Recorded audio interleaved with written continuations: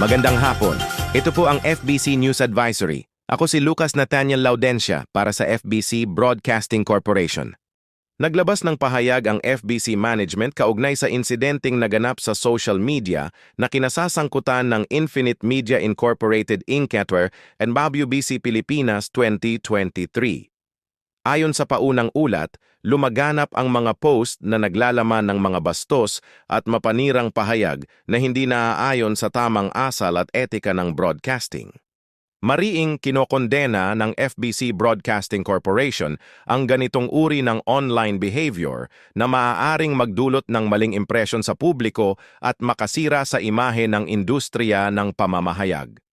Muling ipinaalala ng FBC sa lahat ng kasapi at konektadong media partners ang kahalagahan ng respeto, profesionalismo at pananagutan sa paggamit ng social media.